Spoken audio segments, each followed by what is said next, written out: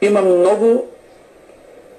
много източници, от които могат да се вземат средства за решаване на проблема. Дайте един съвет на правителството. За мен е задължително. Мисля, че геноцид над възрастното население на страната тече в продължение на 20 години. Това е верно. Сега е достигнало предел, както казах, на не просто оцеляване, а на едно социално деградиране. Въобще обществото е в състояние на една национална меланхолия, на една, ако мога да се изразя така, национална депресия, защото нещата се развиват в посока на обедняване, на все по-голямо обедняване, на губене на перспектива и така нататък. Но да се върна на темата за възрастните хора.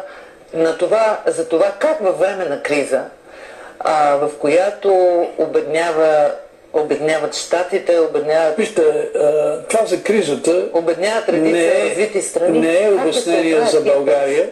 Не е обяснение за България, тъй като източниците, които аз имам предвид, нямат нищо общо с криза. Примерно, за да стане ясно за какво аз имам предвид. Аз нямам предвид техните средства в момента. Разбирам, че те са в много сериозно положение на финансови източници. Но вие знаете концесиите, например, нали? Слушали сте за концесии за злато, знаете. Знаете ли колко тя е дадена на чужда компания? Не от сегашното управление. Не искам сега да конкретизирам компанията, но тя е дадена от доста отдавна. Ние договора не сме го виждали. Тя е дадена всъщност. Големия спор на кого да се даде беше по времето, когато управляваше царя още. Може би даже преди това. Но това, което искам да кажа е, че годишно, по сведения, които аз имам в Съединените щати,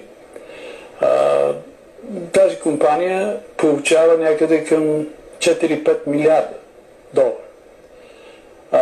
След това те се увеличават, тъй като концентрацията отива в Африка, там се преработват, там се получава Германия, който е 3 пъти по-скъп грама и печалбата става колосална. Но това нещо ние трябва да го знаем. Тези неща трябва да са публични. Хората трябва да знаят, че България получава 5%. 5% от собственото си злато. Всичко останало отива в други ръце. Вие предлагате да се преразгледа тази концесия. Вижте, питам ви, България е неспособна да произвежда злато. Аз лично се наемам да осигуря финанси за публични финанси за производство на злато в България. Чужди публични финанси. Няма значение. Финансите са финанси. Български много по-трудно. Аз имам предвид такива финанси, които в голяма степен са свързани с злато и с други подземни изкопаеми. Но ако се стигне до там, че се открият някои нередности във връзка с лошо сключен договор, от който настъпват сериозни неблагоприятни финансови последици за България. Такива настъпват. 5% срещу... Значи, довършете това изречение. Да се преразгледа тази концесия. Аз съм за това да няма концесии. Или да се отрече тази концесия. Аз имам някои сведения, също така идващи не от София, може би от София идват, но ги получавам в Съединените щати, за някои съмнителни неща, които се случват в парламента, в резултат на което тази концесия е доста здрава. Аз бях чул, например, извинявам се, аз бях чул за това, че се подготвя закон за концесиите, където идеята беше да се ограничат. Такова нещо изведнъж изчезна. Няма го. Явно действат други закони. Извън логиката, разума и интереса на държавата. Свържете парите за пенсии могат да дойдат от там, откъдето идва печалбата от съответната компания, която произвежда, понеже говорим в конкретни случаи, злато. Вижте, Чакайте, в спрете. света, в Африка, в Средна Азия, на други места, не е 5% за държавата. 50%. Може да и повече, може да и малко по-малко. Добре, това е едната от идеите ви да се повишат парите за Но пенсии. аз ви давам пример. Добре. Аз ви давам пример колко пари България може да има. Преди известно време. Тези пари се раздават, не бих искал да цитирам някого конкретно, но се раздават пари и аз този въпрос го поставям на вниманието на икономическата полиция, на прокуратурата. Аз в Съединените щати имам начини да въздействам и там. Има антикорупционна Защо сега не комисия. въздействате толкова? Тя си тече тая концесия от маса тече. време. Тя е заварена от Тя предишни си тече, правителства. но аз нямах информация за нея. Добре, Аз вие сега получих информация. получавате Ние информация.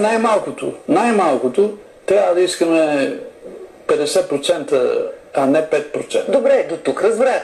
Оттам ще Ето ви дойдат един парите за мощен пенсии. източник. Мощен Мощен източник. източник за пенсии, казвате вие. Преди време, когато... Тук мога да добавя контрабандата, прословутата контрабанда, която трябва да бъде сведена до така наречения санитарен минимум, казват специалистите. Има много големи усилия в тази посока. Усилия има, но няма резултати. Така говорят на Позитано 20. Да не сте станали техен човек сега. Правилно говорят. На Позитано 20 имаха също възможност да направят нещо, но не са направили. Така че не би трябвало толкова упорито да говоря за тази Преди време давахте много така добронамерени съвети на Бойко Борисов. Аз и сега съм готов да дам. Аз мога да му предложа инвеститори, значими, стига тук правната несигурност да намалява.